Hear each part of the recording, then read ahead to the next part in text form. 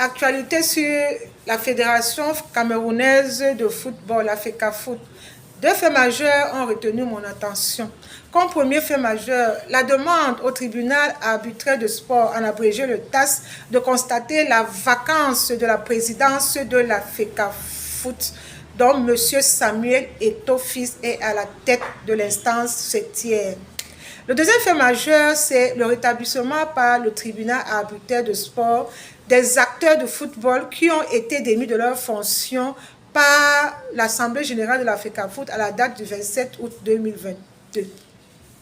Je vais commencer par le premier fait. En effet, les demandeurs au procès ont cru devoir saisir le tribunal arbitraire de sport, le TAS, aux fins de solliciter de celui-ci le constat de la vacance de la présidence de la FECAFOOT, moyen pris de la condamnation du président de la FECAFOOT par un tribunal en Espagne.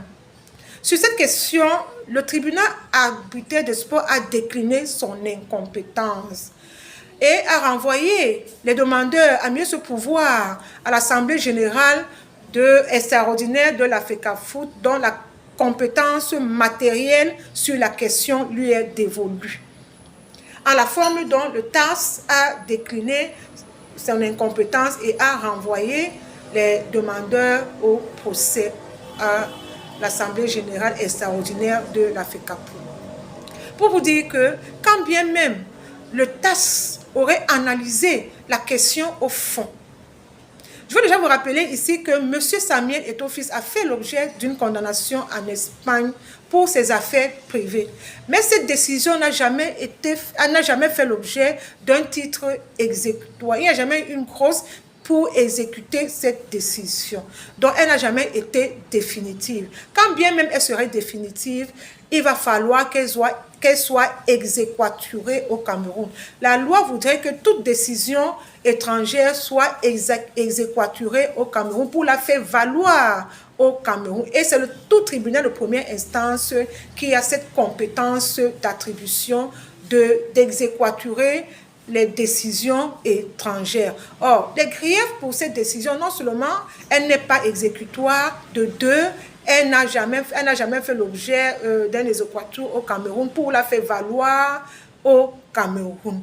Pour vous dire que quand bien même le TAS aurait abordé la question sur le fond, ce sont les griefs qui entacheraient les arguments, je vais dire la procédure, pour que la demande ne soit pas recevable.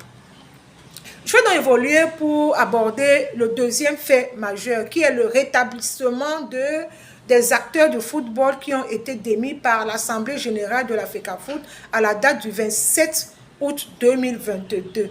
Bien évidemment, ces acteurs ont été rétablis par le tribunal arbitraire de sport, tout simplement parce que le TAS n'a pas eu la preuve que ces derniers ont été signifiés 7 jours avant la date qui était indiquée pour leur délibération, afin que ceux-ci préparent leur défense. Donc, en la forme dont, effectivement, le TAS a annulé les résolutions qui ont été prises à l'Assemblée générale du 27 août 2022. Lesquelles résolutions, c'est laquelle annulation, autant pour moi, a pour conséquence le rétablissement de ces acteurs qui ont été démis de leurs fonctions. Pour vous dire que ce soit en ce qui concerne la vacance le constat de la vacance de la présidente de la FECAFOOT, que le rétablissement des acteurs de football qui ont été démis par l'Assemblée générale du 27 août, les questions ont été analysées en la forme.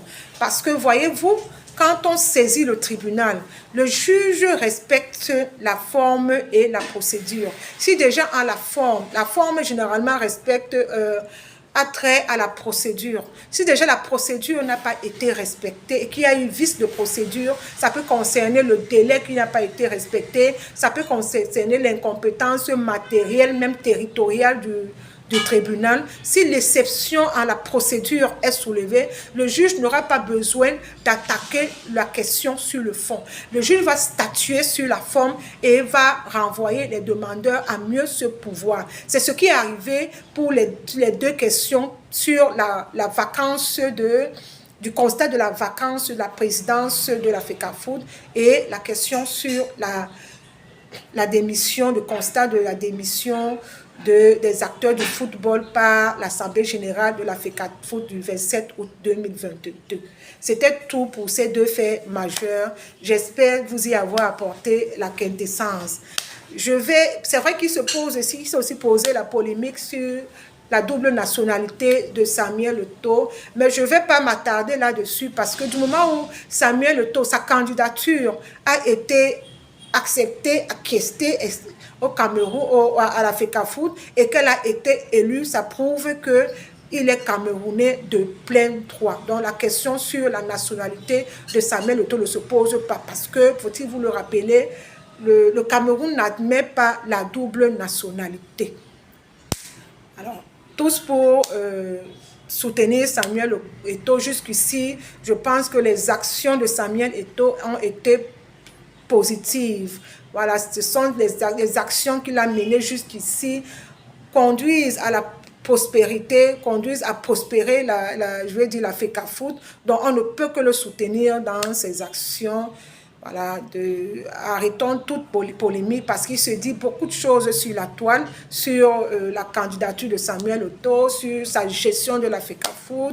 Voilà, c'est quand même embêtant. C'est quand même embêtant. Samuel Eto'o, c'est un digne fils du Cameroun et il fait bien le travail. Voilà. Les joueurs sont contents, les acteurs même du football pour la plupart sont contents. Voilà, c'est la minorité qui veut ternir l'image de Samuel Eto'o. Voilà, il ne faut pas céder à ça.